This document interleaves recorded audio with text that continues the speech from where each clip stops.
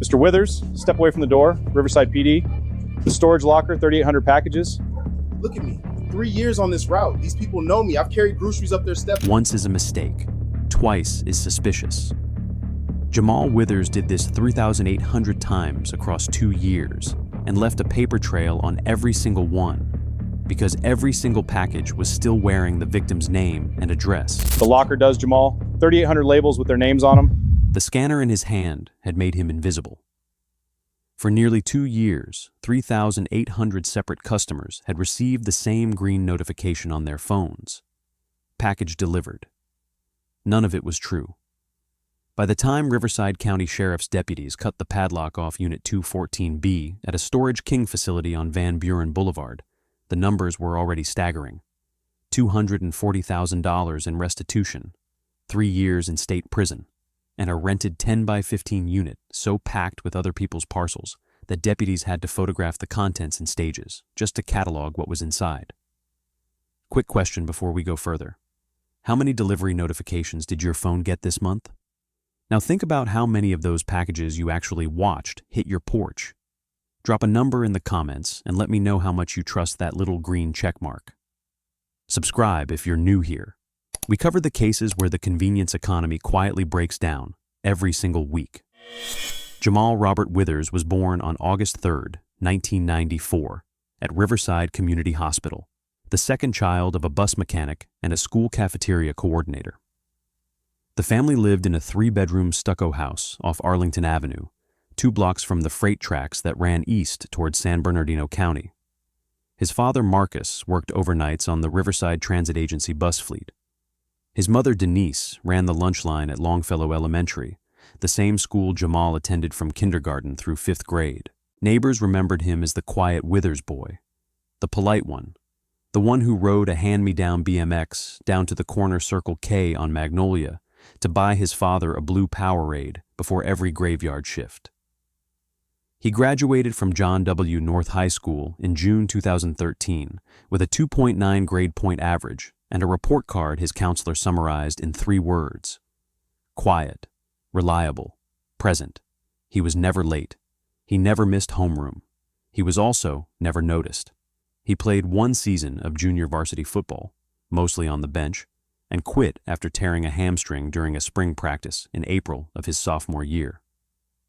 After graduation, he enrolled at Riverside City College part-time, taking 2 general education classes each semester while working weekends at a Little Caesars on Central Avenue. $9.25 an hour. He kept the job for 18 months. His manager wrote on his exit paperwork that Withers was punctual, efficient, and, quote, showed no ambition for advancement, but caused 0 problems. He dropped out of Riverside City College in the spring of 2015, 3 credits shy of his associate's certificate, when his mother was diagnosed with early-stage kidney disease, and the family needed a second income to cover her copays.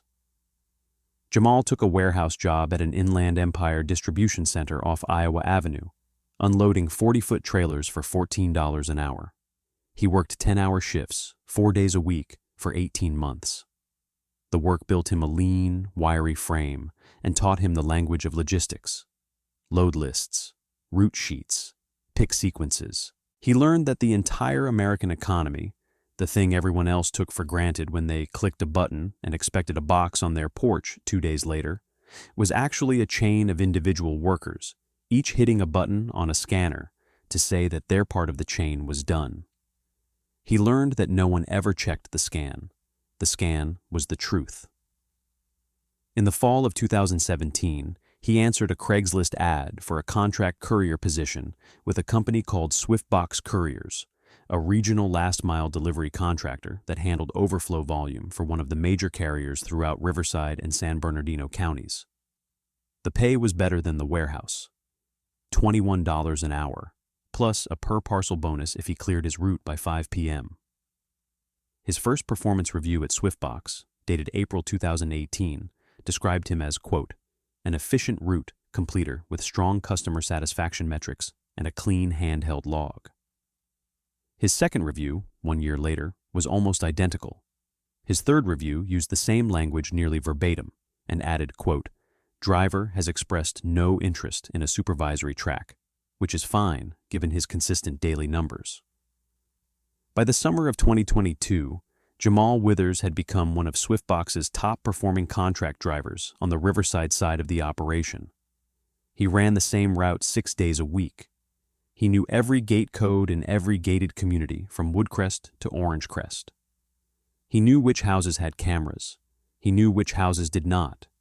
He knew which apartment complexes required a signature, and which ones let him drop a parcel on a shelf inside the leasing office. He knew which subdivisions had HOA patrols, and which ones were, functionally, unwatched. He also knew, by that point, exactly what a scanned package meant, and exactly what a scanned package did not mean. That knowledge was about to be tested. Swiftbox Couriers operated out of a 50,000-square-foot depot off Palmerita Avenue, a low white building with corrugated metal loading bays and a fenced parking lot full of gray step vans. On any given weekday morning, 42 contract drivers reported for shift start between 4:30 and 5 a.m. Loaded their vans from pre-sorted staging carts and rolled out to territories covering roughly 300 square miles of suburban Riverside County. Each driver carried 2 pieces of equipment that mattered: the step van itself, which held between 300 and 600 parcels depending on the day, and the handheld scanner, a rugged black Zebra TC77 device on a lanyard, which was the single source of truth for every package the company handled. Here is how the scanner worked. Each parcel had a barcode. When Jamal arrived at a delivery address, he scanned the barcode, took a photograph of the parcel on the doorstep or in the mailbox, and pressed a green button labeled Delivered. That single tap sent 3 things simultaneously. It updated the carrier's internal database, it triggered a delivery notification to the customer's phone, and it closed the parcel out of Swiftbox's active inventory system for good. Once a package was marked delivered, it was gone. Not physically, digitally. It disappeared from the system. There was no reconciliation the next morning. There was no random audit of yesterday's completed deliveries. There was no camera check. There was no supervisor walking the route to verify that the door photograph matched the actual porch. The scan was the truth, and the truth, once entered, was final. Swiftbox's loss prevention team, when it existed at all, was reactive. It responded to customer complaints. If a customer called the main carrier to say a package was marked delivered but never arrived, the complaint eventually filtered down to Swiftbox as a delivery discrepancy ticket. Those tickets were reviewed weekly, in bulk, by a 2-person team working out of a shared cubicle at the back of the Palmerita depot. The system trusted the driver. It had to. There was no other practical way to run a last-mile delivery operation at scale. Every year, Swiftbox handled roughly 9 million parcels across its Southern California territory. Verifying even 1% of those deliveries by hand would have consumed the entire company's operating margin. So the company did what every last-mile delivery contractor in America does.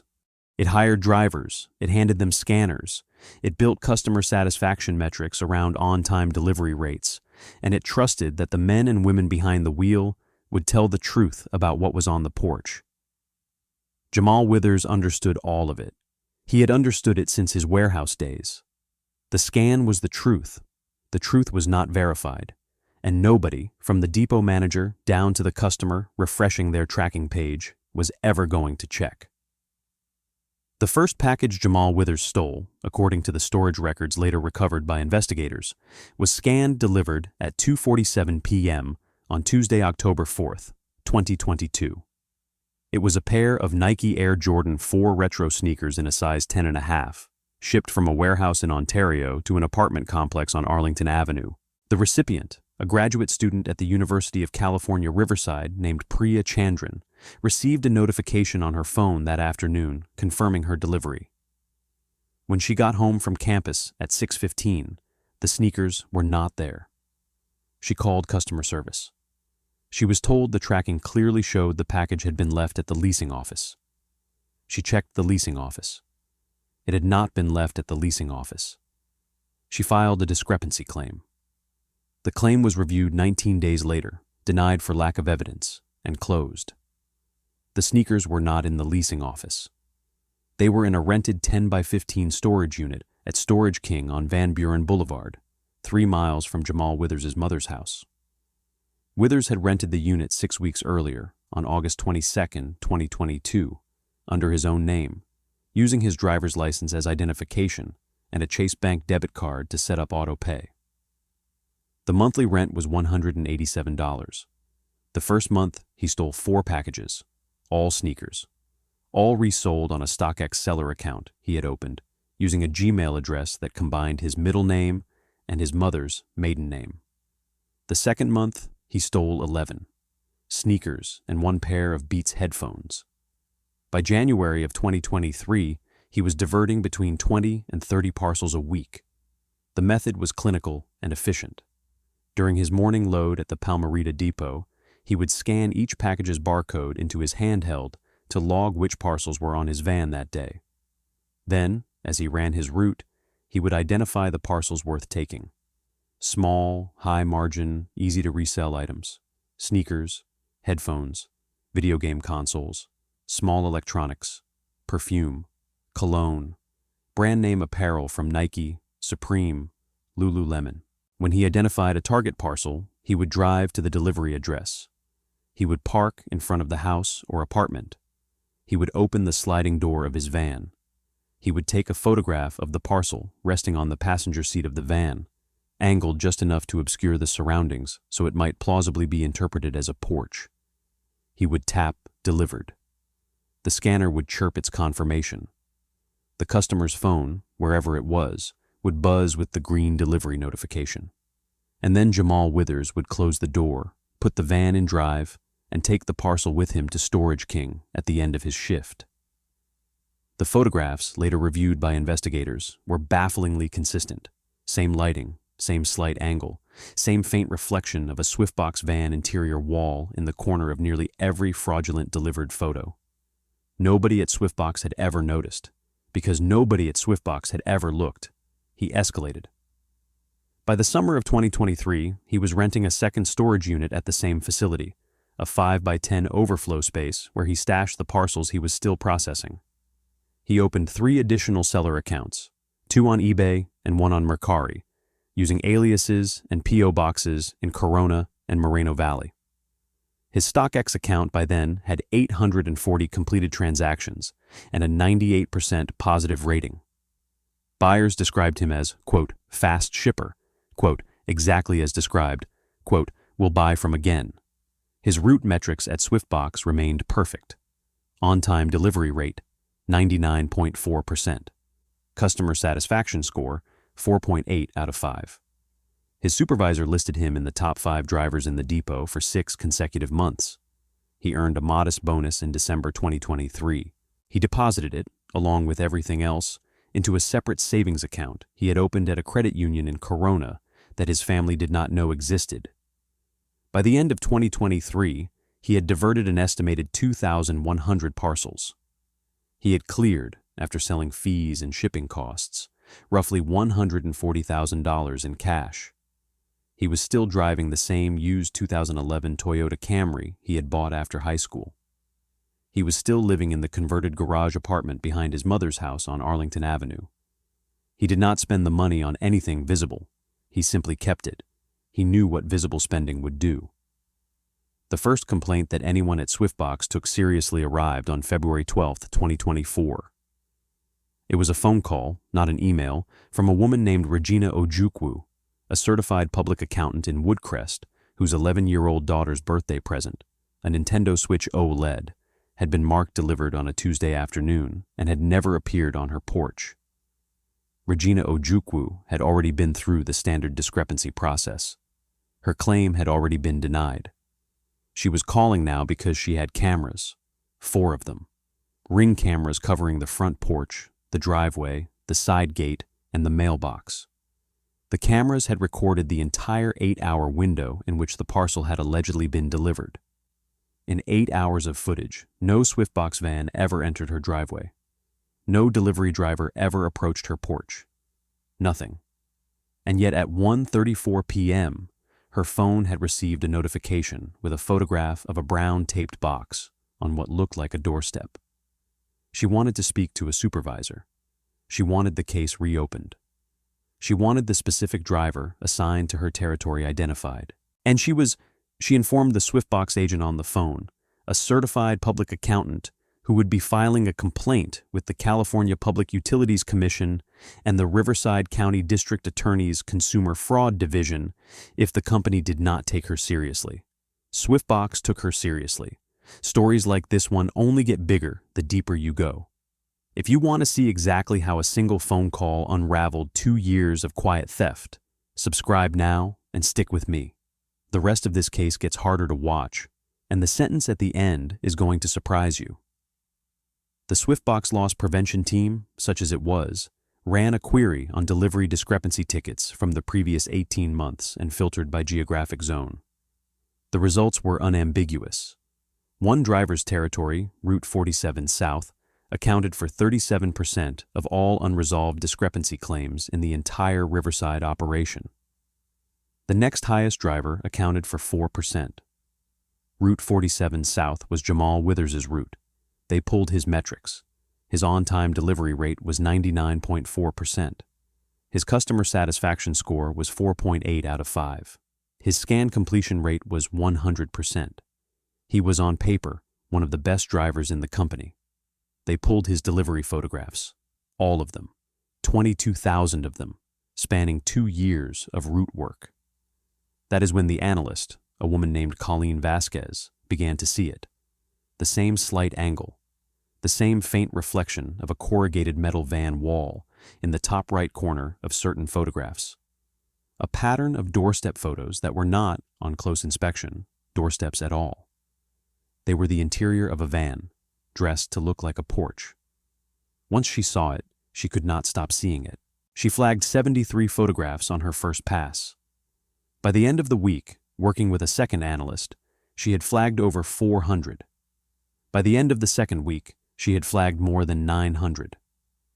On February 27, 2024, Swiftbox notified the Riverside County Sheriff's Department that they had reason to believe a contract driver was systematically diverting parcels.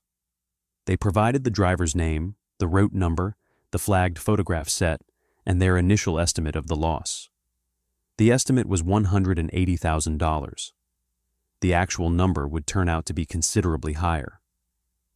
The Riverside County Sheriff's Department assigned the case to Detective Malia Cordero, a 15-year veteran of the Property Crimes Bureau, who had handled 2 prior last-mile delivery theft cases involving contract drivers in the Inland Empire. Both prior cases had involved fewer than 100 parcels. Neither had involved anything close to the scale of what Colleen Vasquez was describing. Cordero requested 3 things immediately: financial records on Jamal Withers, storage facility records within a 20-mile radius of his address, and subpoenas for his online seller accounts on StockX, eBay, and Mercari once investigators identified them. The financial records came back within a week.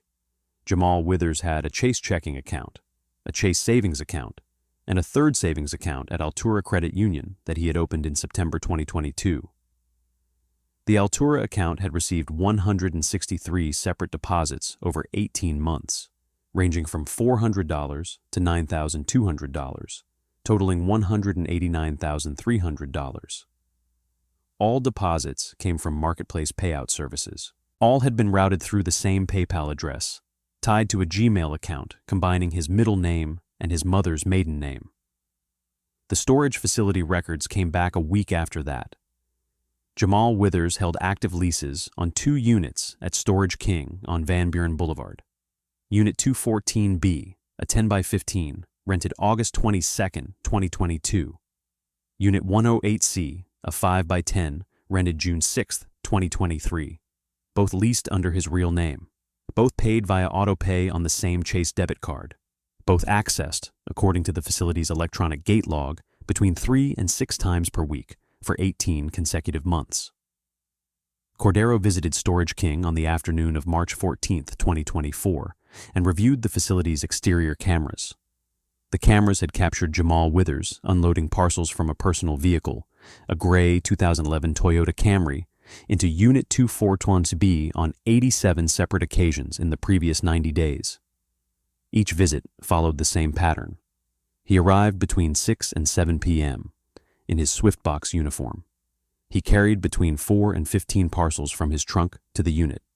He was inside the unit for an average of 11 minutes. He then drove home. The search warrant was signed by a Riverside County Superior Court judge on the morning of March 21, 2024. It authorized the seizure of both storage units, all electronic devices belonging to Jamal Withers, and all records related to his marketplace seller accounts. The warrant was executed the following morning at 6:04 a.m. Cordero and 3 deputies pulled into the Storage King lot. A locksmith cut the padlock off Unit 214B. The rolling metal door was lifted, and what the deputies photographed inside became the centerpiece of the state's case at trial. The unit was full, floor to ceiling, wall to wall, roughly 3,000 parcels, still in their original shipping labels, most still sealed, stacked in loose columns and haphazard piles. Every box bore the name and address of a customer who, according to the Swiftbox system, had received their delivery successfully. Every customer had been notified. Every customer had been thanked in some form or another by the automated confirmation email that followed each fraudulent delivery. Unit 108C, opened 40 minutes later, held another 800 parcels of the same character. The 5x10 was smaller, but more organized. The parcels there had been sorted by category: sneakers with sneakers, electronics with electronics, apparel with apparel. It was, functionally, a warehouse, a private, unlicensed, one-man warehouse full of other people's mail. Detective Cordero later testified that in 15 years of property crimes work, she had never seen a single defendant with more physical evidence against him than Jamal Withers had against himself in those 2 units on that morning. At 7:41 a.m. on March 22, 2024, while the storage units were still being cataloged, Detective Cordero and 2 deputies drove to 4218 Arlington Avenue in Riverside and knocked on the front door of the Withers family home. Denise Withers answered in her cafeteria coordinator uniform. She was on her way out the door for her shift. Cordero identified herself and asked whether her son Jamal was home. Denise said he was in the garage apartment out back. She asked whether something had happened. Cordero told her, as gently as she could, that they needed to speak with him and that she would understand more shortly. The garage apartment sat behind the main house. A single door, a single window. Jamal Withers opened the door in a gray t-shirt and gym shorts, coffee in his right hand. He saw Detective Cordero. He saw the deputies. He looked over her shoulder and saw his mother standing on the concrete pad between the house and the garage, hand over her mouth, and his face changed. He set the coffee down on the small kitchen counter behind him. Cordero. Jamal Withers? Withers. Yes, ma'am.